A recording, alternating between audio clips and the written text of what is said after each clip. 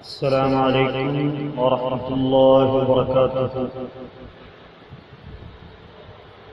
یہ چینل تو مختلف علماء کرام کی تقاریر کے لیے بنایا گیا تھا، لیکن اب میرا دل چاہتا ہے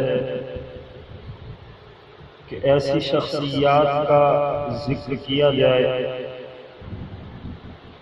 جو ہم میں اب نہیں ہیں، خصوصاً جو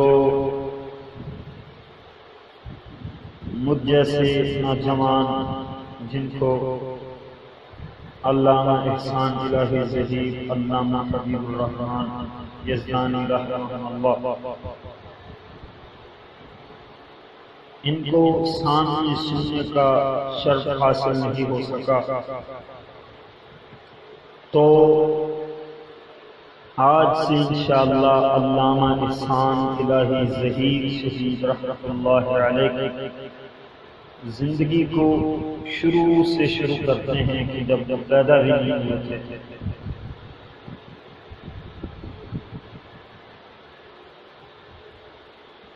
کشمیر کے پہاڑوں سے جب پورب کے لیے ہوائیں چلتی ہیں تو پہلے سیال کوٹ کے قدموں کو چھوتی ہیں اور پھر آگے نکل جاتی ہیں۔ جموں اور کشمیر کے دامن میں شمالی پنجاب میں واقع سیال کوٹ ہمیشہ ہی منفرد رہا ہے۔ ممکن ہے یہ جملہ کہ کچھ ستارے کبھی غروب نہیں ہوتے، نسبتاً یہ لگتا ہوگا کہ مبالغہ آرائی کی گئی ہے، لیکن کچھ ایسا بے اصل بھی نہیں کہ بسا اوقات ایسا ہوا ضرور ہے۔ ملا عبد الحکیم ہو یا علامہ محمد اقبال، فیض احمد فیض یا علامہ احسان الہی ظہیر رحمہ اللہ، سیال کوٹ کے کچھ روشن ستارے ایسے ضرور رہے ہیں کہ کہا جا سکے کچھ ستارے کبھی غروب نہیں ہوتے۔ شیخ نظام الدین سیال کوٹ سے مشرق کی جانب 10 کلومیٹر دور گاؤں میں شیخ نظام الدین کپڑے کا کاروبار کرتے تھے۔ اس دور میں دیہاتوں میں سائیکل پر کپڑے بیچے جاتے تھے، اور یہ سائیکل والی دکان ایک الگ ہی کشش رکھتی تھی۔ شیخ نظام الدین کی یہ دکان بھی گاؤں گاؤں گھومتی تھی۔ شیخ صاحب کے بعض دوسرے عزیز بھی اسی کاروبار سے وابستہ تھے۔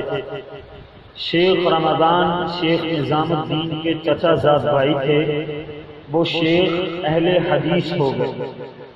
اب انہوں نے اپنے عزیز پر محنت شروع کر دی، اور اس کے نتیجے میں شیخ نظام الدین بھی اہل حدیث ہو گئے۔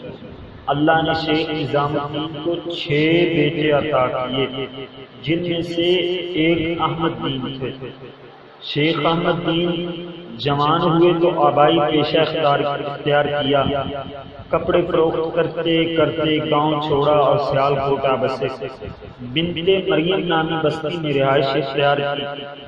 شیخ احمد دین کے کاروبار میں اللہ نے برکت عطا کی۔ انہوں نے سیال کوٹ شہر میں کپڑے کی دکان سجا لی۔ اب وہ ایک باقاعدہ تاجر بن گئے تھے۔ جب فراخی عطا ہوئی تو دل کے شوق پورے کرنے کی آرزو بیدار ہو گئی۔ انہیں سیاست میں حصہ لینا اچھا لگتا تھا، گھوڑ سواری اور شکار کا شوق بھی تھا، لیکن یہ ضرور تھا کہ یہ شوق انہیں آوارگی کی طرف نہ لے گئے، بلکہ اس دوران دین سے تعلق گہرا ہوتا گیا۔ شیخ احمد دین کو اللہ تعالیٰ نے نرینہ اولاد سے محروم رکھا تھا۔ اس خواہش میں دوسری اور پھر تیسری شادی کی۔ من کی مراد بر آئی، من کی مراد پوری ہو گئی۔ اللہ نے بیٹا دے دیا، ظہور الہی نام رکھا۔ اکلوتا بیٹا اور 3 مائیں، گود سے نہ اترتا تھا، بہت نازک بلا۔ بیٹا جوان ہوا تو باپ کے سارے شوق رد کر دیے، والد کی صرف ایک بات قبول کر لی، وہ تھی مذہب سے گہرا تعلق۔ سبحان اللہ۔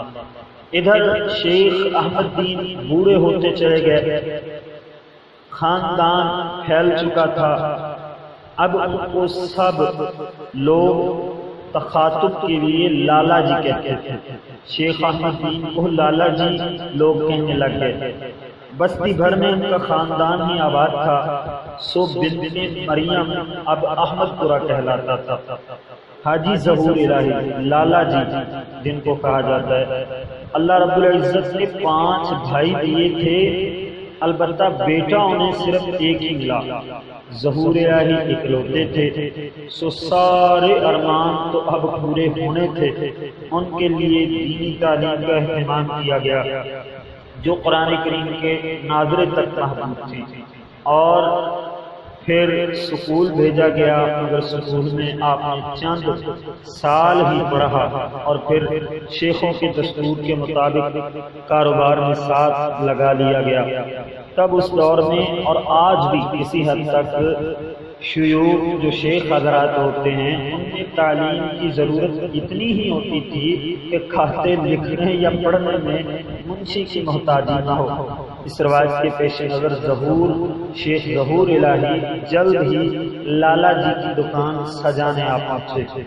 جب شیخ ظہور الہی سن شعور کو پہنچے، جب شعور والی عمر کو شیخ ظہور الہی پہنچے تو سیالکوٹ مولانا محمد ابراہیم پیر رحمہ اللہ تعالی کے علم و فضل سے روشن تھا۔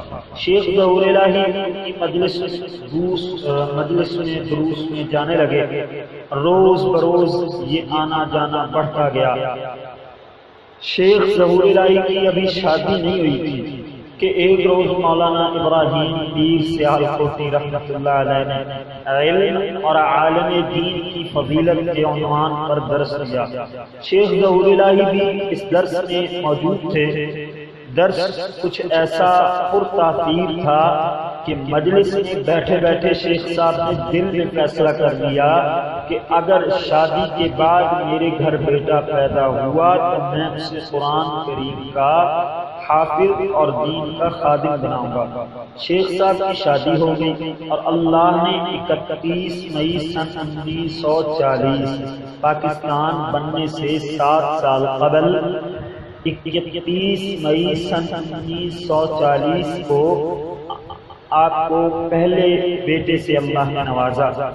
لالا جی کے خاندان میں مدت بعد بیٹا پیدا ہوا تھا کہ شیخ ظہور الہی اکلوتے ہی تھے۔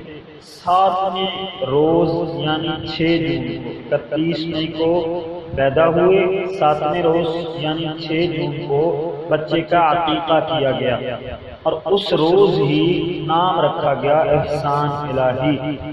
جی ہاں، علامہ احسان الہی جو بعد میں بنے۔ یہ بچے کا نام طے ہوا۔